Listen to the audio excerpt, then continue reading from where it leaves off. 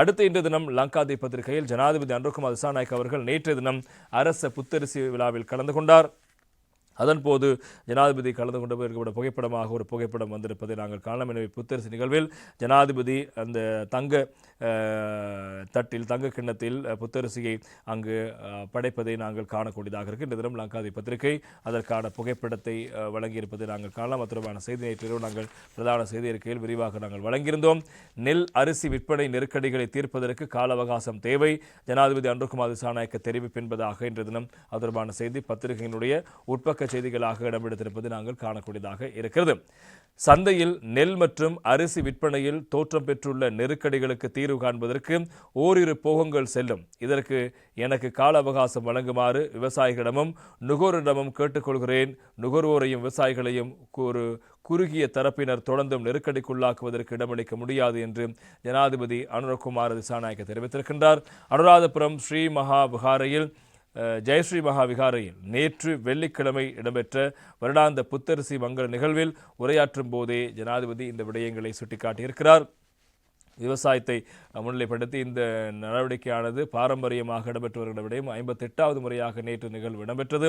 எனவே இதன் போது இந்த பெரும்போகத்தில் அறுவடை செய்யப்பட்ட முதலாவது நெல் தொகை அரிசியாக மாற்றப்பட்டு அவை இங்கு அனுராபுரம் ஜெயஸ்ரீ மகாபோதிக்கு அருகில் கொண்டு வரப்பட்டு அது அங்கு விசேட பூஜை வழிபாடு நடைபெற்றதன் பின்னர் தேரர்களால் அதற்கு பூஜை வழிபாடு செய்யப்பட்டதன் பின்னர் தங்க தட்டில் அல்லது தங்க குவளையில் அந்த அரிசி இடப்பட்டு அங்கு இருக்கின்ற ஜெயஸ்ரீ மகாபோதி அந்த வெள்ளரசு கிளைக்கு பூஜை செய்யப்படும். அதுதான் வளமையான விடயம். எனவே நேற்று தினம் இந்த நிகழ்வு ஜனாதிபதி அனுரகுமார் திசாநாயக்க தலைமையில் நேற்று ஆரம்பமாகி இருந்தது. எனவே இதன் போது அமைச்சர் கேடி லால்காந்த் உள்ளிட்ட வசந்த சமரசிங்க உள்ளிட்ட அமைச்சர்களும் பிரதி அமைச்சர்களும் பார்லிமென்ட் பலரும் கலந்து கொண்டார்கள். இதன் போது பூஜை செய்யப்பட்ட அந்த நெல் அங்கு வெள்ளரசு கிளைக்கு அருகில் இருக்கின்ற அந்த மகாபோதிக்கு அருகில் பூஜை செய்யப்பட்டது. அங்கு வருகை தந்திருந்த ஆதிவாசிகள் சார்பில் ஜனாதிபதிக்கு அங்கு படைப்பதற்கான தேன் உள்ளிட்ட அவர்களுடைய அந்த பூஜை பொருட்கள் கையளிக்கப்பட்டன.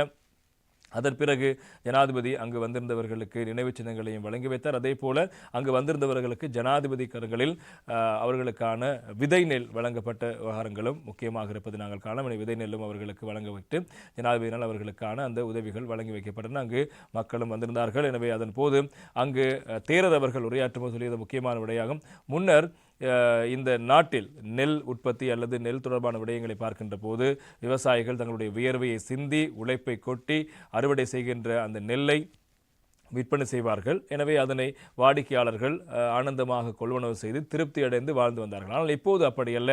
அரசாங்கம் இந்த விவசாயிகளுக்கு நட்டையீடு வழங்க, உரமானியம் வழங்க, நிவாரணம் வழங்க பல கோடி ரூபாய்களை செலவழிக்கிறது. எனவே செலவழித்த அரசாங்கத்துக்கும் இதில் திருப்தி இல்லை. அதே போல வியர்வையை கொட்டி உழைத்து அறுவடை செய்கின்ற விவசாயிகளுக்கும் இந்த விடயத்தில் திருப்தி இல்லை. அதே போல அதனை கொள்வனவு செய்கின்ற இடைத்தரகர்களுக்கும் திருப்தி இல்லை. வாங்குகின்ற பொதுமக்களுக்கும் நுகர்வோருக்கும் திருப்தி இல்லை. எனவே இப்போது இந்த அரிசி அல்லது உணவுப் பொருட்களை கொள்வனவு செய்கின்ற விடயத்தில் யாருக்கும் திருப்தி இல்லாத நிலைமை இப்போ நாட்டில் உருவாக்கப்பட்டிருக்கிறது. இதற்குள் மறைமுகமான ஏதோ ஒரு பிரச்சனை இருக்கிறது, எங்களுக்கு கண்ணுக்கு தெரியாமல் ஒரு பிரச்சனை இருக்கிறது. அந்த பிரச்சனையை இப்போது விவசாயி குடும்பத்திலிருந்து வந்திருக்கின்ற இந்த அரசாங்கத்தினுடைய ஜனாதிபதி அதே போல அமைச்சர் ஆகியோர் விவசாய குடும்பத்திலிருந்து வந்தவர்கள். எனவே அந்த வழிகளை உணர்ந்து அவர்கள் தங்களுடைய செயற்பாடுகளை முன்னெடுப்பார்கள் நம்புவதாக தேரர் அவர்கள் தெரிவித்தார். அதே போல கேடி லால்காந்த் அவர்கள் உரையாற்றும் போது தெரிவித்த முக்கியமான விவகாரம், என்னை நம்பி ஜனாதிபதி பல அமைச்சுகளை ஒன்று சேர்த்து இந்த பொறுப்பை எனக்கு வழங்கியிருக்கிறார். எனவே அந்த பொறுப்பை நாங்கள் சரியாக செய்து கொண்டிருக்கின்றோம். இந்த முறை வரவு செலவு திட்டத்தில் விவசாயம், கால்நடைகள் அதே போல் நீர்ப்பாசனம் உள்ளிட்ட துறைகளுக்கு அதிக அளவான நிதி ஒதுக்கப்பட்டிருக்கிறது. எனவே அந்த முழுமையாக நிதியை பயன்படுத்தி மக்களுக்கான திட்டங்களை வகுக்க நாங்கள் தயாராக இருக்கின்றோம். அதேபோல் விவசாயிகளையும் விவசாயத்துறையையும் அதனூடாக நாட்டையும் அபிவிருத்தி செய்கின்ற பல்வேறு திட்டங்கள் நாங்கள் அமல்படுத்துவோம். இந்த வருடத்துக்குள் பல்வேறு விதமான வேலை திட்டங்களை முன்னெடுப்பதற்கு நாங்கள் தயாராக இருக்கிறோம். இது நான் பிறந்து வளர்ந்த மண். எனவே இந்த மண்ணிற்குரிய மக்களுடைய பிரச்சனை நன்கு அறிவோம். அதன் காரணமாக நாங்கள் செயற்பாடுகளை முன்னெடுப்பதாக நேற்று தினம் விவசாயத்துறை அமைச்சர் கேடி லால்காந்த் அவர்களும் இங்கு உரையாற்றும் போது தெரிவித்திருந்தார். அதன் பின்னர் ஜனாதிபதி அனுரகுமார் திசாநாயக்க அவர்கள் உரையாற்றும் போதுதான் பல விடயங்களை அவர் சுட்டிக்காட்டியிருக்கிறார். குறிப்பாக விவசாயத்தை முன்னிலைப்படுத்தியதாகவே இலங்கையின் பொருளாதாரம் கட்டியெழுப்பப்பட்டது என்பதாக அவர் சுட்டிக்காட்டியிருந்தார். விவசாயத்துறைக்கு உரிய பௌதீக வளங்கள் சிறந்த முறையில் காணப்படுகின்றன. சாதகமான காலநிலையும் இருக்கிறது. விவசாயத்துக்கான அமைவிடமும் காணப்படுகிறது. விவசாய பரம்பரை அழகும் காணப்படுகிறது. எனவே விவசாயத்தை அடிப்படையாக கொண்ட பொருளாதாரத்துக்கான அனைத்து அடிப்படை வசதிகளும் காணப்படுகின்றன. ஒரு நாட்டின் பாரம்பரியம் தெரிவு செய்யப்படும் பொருளாதாரம் வழிமுறையுடன் வெளிப்படுத்தப்படுகிறது. எனவே இலங்கையின் பாரம்பரியத்துடன் விவசாயம் தொடர்பட்டிருக்கிறது. இலங்கையின் தேசிய பொருளாதார கட்டமைப்பில் விவசாயத்துறை முன்னிலை வைக்கிறது. விவசாயத்துக்காகவே நீர்ப்பாசன கட்டமைப்புகளும் சமுத்திரங்களும் குளங்களும் நிர்மாணிக்கப்பட்டன. விவசாயம் மற்றும் விவசாயிகளின் அபிவிருத்திகளுக்கு விசேட திட்டங்களை நாங்கள் செயற்படுத்துவோம். விவசாயத்துறையில் காணப்படும் அடிப்படை பிரச்சனைகளுக்கு குறுகிய காலத்துக்குள் தீர்வு காண்போம். நீர்ப்பாசனத்திற்கு அபிவிருத்திக்கும் போதுமான நிதி ஒதுக்கப்பட்டிருக்கிறது.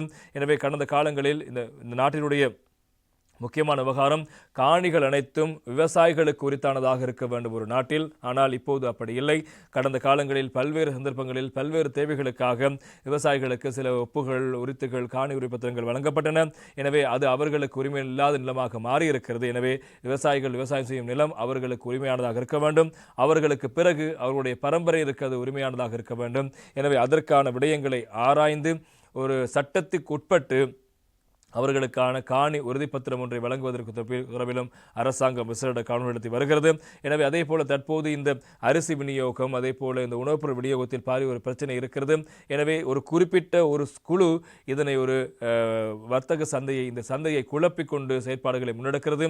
எனவே இதில் அரசாங்கத்தினுடைய தலையீடு அவசியம் என்று நாங்கள் இப்போது உணர்ந்திருக்கின்றோம். எனவே அந்த விடயத்தை தலையீடு செய்வதற்கான திட்டங்களை வகுத்து பிரச்சனை இல்லாமல் இதனை முன்னெடுப்பதற்கான திட்டங்கள் தொடர்பில் நாங்கள் தயார் செய்து வருகிறோம். எனவே நாட்டை நாங்கள் விவசாயத்தின் ஊடாக அபிவிருத்தி செய்ய வேண்டிய ஒரு கட்டம் இருக்கிறது. எனவே அதனூடாக நாங்கள் பயணிக்க முடியும். எனவே நாட்டில் நாங்கள் பொருளாதாரத்தை சிறப்படுத்தி வருகின்றோம். எனவே அதில் விவசாயத்துறையினுடைய பங்களிப்பை எடுத்துக்கொண்டு நான் நடவடிக்கையில் முன்னெடுப்போம். அது ஜனாதிபதி அவர்கள் இதை வெடித்து கூறுகின்ற போது நான் விவசாய குடும்பத்தில் வாழ்ந்த ஒருவன். எனவே எங்களுடைய வீட்டில் இந்த அறுவடை காலத்தில் அறுவடை செய்யப்பட்ட நெல்மணிகள் சாக்கு மூட்டையில் கட்டப்பட்டு வீட்டுக்கு கொண்டு வரப்படும். எங்கள் வீடு சிறியது.